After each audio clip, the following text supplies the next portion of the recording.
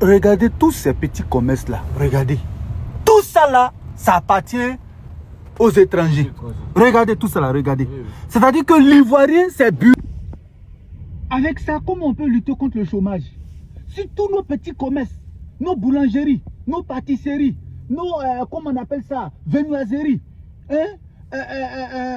comment on appelle ça, nos quincailleries, même vente de, comment on appelle ça, petits matériels de construction, tout. Ça appartient aux personnes qui sont venues se débrouiller chez nous. Maintenant, nous-mêmes là, on n'a rien. C'est-à-dire, l'Ivoirien, quand il s'en va à l'école, c'est que ses parents lui disent, il faut aller longtemps à l'école, il faut avoir tes diplômes, il faut porter cravate pour aller t'asseoir dans la banque, pantalon serré. Maintenant, chaque fin du mois, tu as 120 000. Bureau.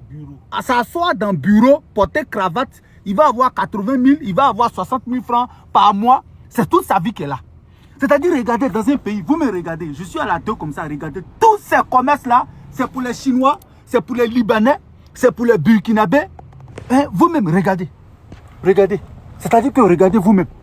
Regardez. Tous ces petits commerces-là. L'Ivoirien, tout ce que nous... Ça, c'était avant ça. Maintenant, ça n'existe plus. Mais pourquoi même les jeunes Ivoiriens ne veulent pas privilégier les affaires? Alors que tu vas t'asseoir tout à l'heure, j'ai fait quelques petits tours là. Même les concessionnaires, c'est les Chinois. Les Chinois ont commencé à se lancer dans les concessions de voitures. Ils sont venus accompagner les Français et puis, comment on appelle ça, ceux qui étaient là avant. Le jeune Ivoirien lui-même, là, quand il se va à l'école, là, tout ce qu'on met dans sa tête, là, c'est il faut aller à l'école, il faut avoir ton diplôme pour aller travailler dans le bureau. Mais ils sont assis là. Ils gagnent les 80 000, les 100 000, les 150 000, les 200 000 francs CFA par jour de chiffre d'affaires. Pendant ce temps, l'Ivoirien se plante sur les réseaux sociaux. Il n'y a pas de travail, il n'y a pas de travail. Mais ils sont là, regardez, les vulgarisateurs, c'est les Nigériens. Vulgarisateur, une fois j'ai demandé à un vulgarisateur, tu gagnes combien par jour? Il m'a dit, patron, si ça n'a pas marché aujourd'hui là, je suis dans 50 ou 60 000 francs par jour. Par jour! Je suis parti en Grèce, j'ai demandé au Gabadrom, tu gagnes combien par jour? Il dit, Inch'Allah, si ça n'a pas marché par jour là, c'est 80 000, 50 000 francs par jour. Pendant ce temps, l'Ivoirien assis dans papier Longuel. L'Ivoirien encore, il a 25 ans, il a 30, il a 35 ans, il est à l'université de matin, de 7h jusqu'à 18h, il est immobilisé dans l'amphithéâtre. Il est en train de passer doctorat, il est en train de passer master. Est-ce que quand vous-même vous voyez là, est-ce que c'est normal? Est-ce que c'est normal? C'est pas normal. Tous les Maliens là, ils ont nos petits commerces, même les imprimeries aujourd'hui. Les imprimeries, tout ça, les petits commerces, tout. Maintenant, ils sont rentrés dans les transports, les Warren, les motos là, les livreurs là. Tout ça là, c'est les Maliens, c'est les Burkinabés. Mais on aime les étrangers. On est d'accord. Mais il ne doit pas être les teneurs principaux de nos secteurs informels. Mais dans ce cas-là, il y aura des flux de capitaux dans le secteur informel. Ça va créer une embûchure de chômage. C'est ce que nous vivons. Mais créez vos petites entreprises, créez vos petits maquis, créez vos petits bars, créez vos petites quincailleries. Mettez-vous ensemble et puis créez des entreprises.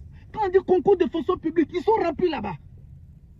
Parce qu'ils les ont mis dans la tête que non, la sécurité, non, l'assurance est mieux que les affaires. Voici aujourd'hui les étrangers sont très nos petits commerces.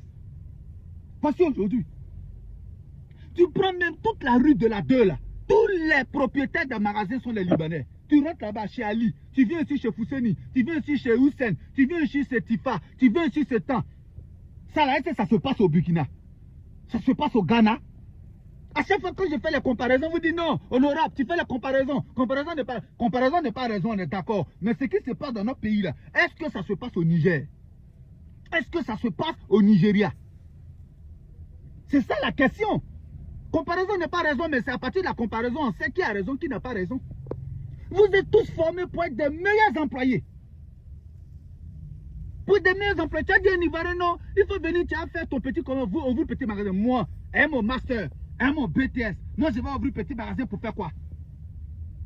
Pourquoi je vais ouvrir petit magasin? Je vais m'asseoir là, tous les diplômes, mes parents ont financé mes études, tous les diplômes que j'ai eu là, je vais faire ça. Mais le petit Ghanéen, le petit Nigérien, regardez à Bracodi là, quand vous partez, tous les vendeurs de frigo, tous les vendeurs de télé, tous les vendeurs des appareils sont des Nigériens, des Igbo. Ils gardent des grosses voitures et puis ils sont aussi dans les petits magasins. Tu rentres là, ils ont 10, 15 télé, ils sont là. Mais c'est de ça qu'ils vivent.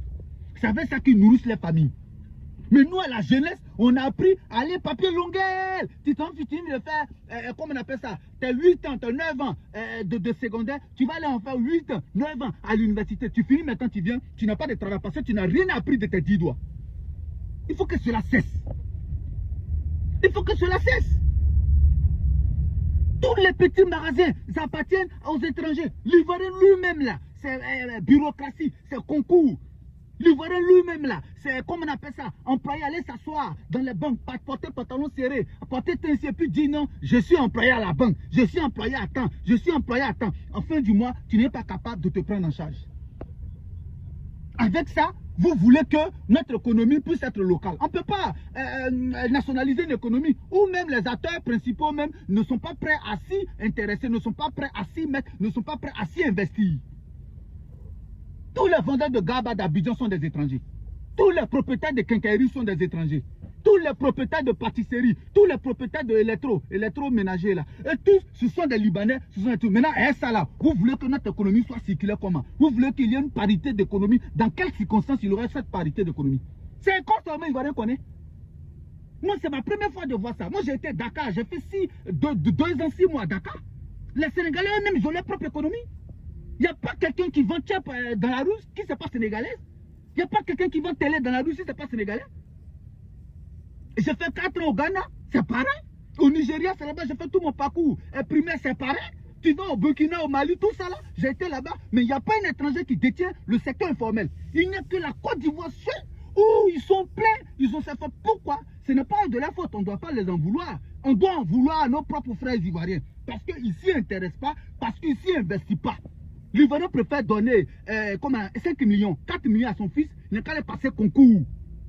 Il préfère donner 2 millions à sa femme pour acheter concours de 4 fois pour avoir 200 000 par mois que de lui donner 500 000 pour ouvrir un magasin. C'est une malédiction. Ça, c'est une malédiction. Hein?